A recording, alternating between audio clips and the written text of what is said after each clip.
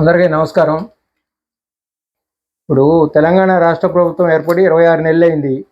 ఏమి పథకాలు అమలుపరిచారు, ఇచ్చిన హామీలు ఏమి నెరవేర్చారు, నెరవేర్చలేదని గురించి ఒకసారి విశ్లేషణ చేద్దాం. మీ అందరూ సబ్స్క్రైబ్ చేయవలసిందిగా, షేర్ చేయవలసిందిగా కోరుతున్నాం. మీ సపోర్ట్ ఇంకా ఈ మా ఛానల్ని ఇంప్రూవ్ చేసిద్దని మీ ద్వారా కోరుకుంటూ ప్రజా సమస్యల మీద మాట్లాడటానికి కోరుకుంటున్నాను. ప్రభుత్వం వచ్చి 26 నెలల తర్వాత 420 హామీలు ఇచ్చారు, 6 గ్యారంటీలు ఇచ్చారు. వాటి వరకు ఫుల్ఫిల్గా అమలుపరచలేదు. ఆసరా పెన్షన్ 4,000 చేస్తామన్నారు, వాటి వరకు చేయలేదు. రైతు భరోసా 15,000 ఇస్తామన్నారు, అది కూడా చేయలేదు. కౌలు రైతులను ఆదుకుంటామన్నారు, అది కూడా చేయలేదు. ఇంకా చాలా హామీలు ఇచ్చారు.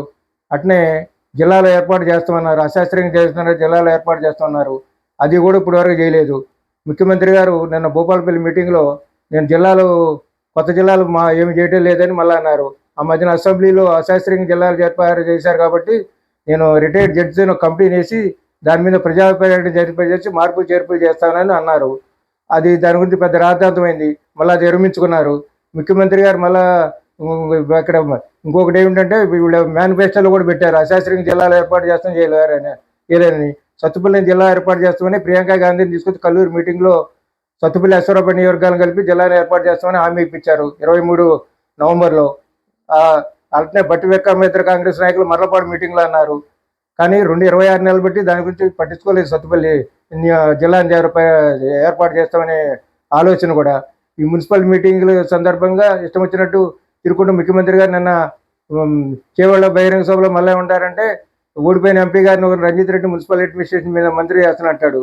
కేంద్ర ప్రభుత్వం, కేంద్ర అధికార పార్టీలు ఎవరైనా మంత్రివర్గ విస్తరణకి ముఖ్యమంత్రి బాధ్యత ఇస్తారు తప్ప పోర్టుఫోలియోలు వాళ్ళు ఇష్టం వచ్చినట్టు చేసుకోవచ్చు తప్ప మంత్రివర్గ విస్తరణ అనేది వాళ్ళు అధిష్టాన వర్గం నిర్ణయం చేయాలా.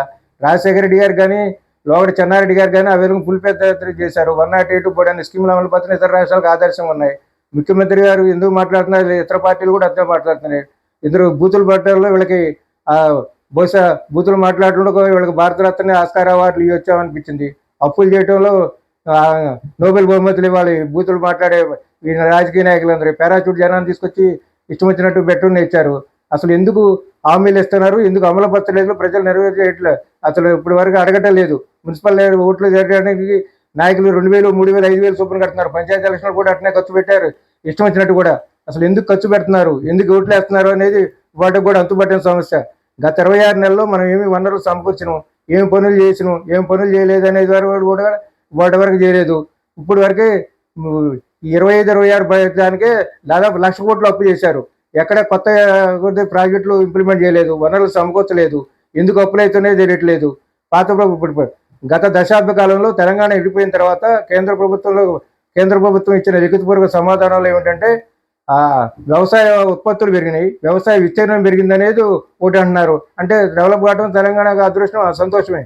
కానీ రాజకీయ పార్టీలు పారాచూట్లు తీసుకొచ్చి ఈ పార్టీ వాళ్ళు ఆ పార్టీ వాళ్ళు పెట్టి అన్ని పార్టీలు కూడా అంతే పరిస్థితి ఏర్పడేట చేయడం జరుగుతుంది. కాంగ్రెస్ కూడా ఒకప్పుడు ఖమ్మం జిల్లా కంచుకోటగానే ఉంది. అన్ని పార్టీలు కూడా ప్రతిపక్షంలో ఉండకుండా ఇక్కడ కాంగ్రెస్ ఎంపీలే గెలిచారు. ఇవాళ వరకు 2,000, 5,000 ఇచ్చి ఇష్టం వచ్చినట్టని జిల్లాలో అశాస్త్రీయంగా ఏర్పాటు చేయలేదని, ఈ ప్రాంతానికి అన్యాయం చేయడం జరుగుతుంది. ఫ్యాక్టరీలు పెడుతున్నారు, ఫ్యాక్టరీలు పెట్టలే. నిరుద్యోగ సమస్య పరిష్కారం ఉన్నారు, అయ్యేలేదు.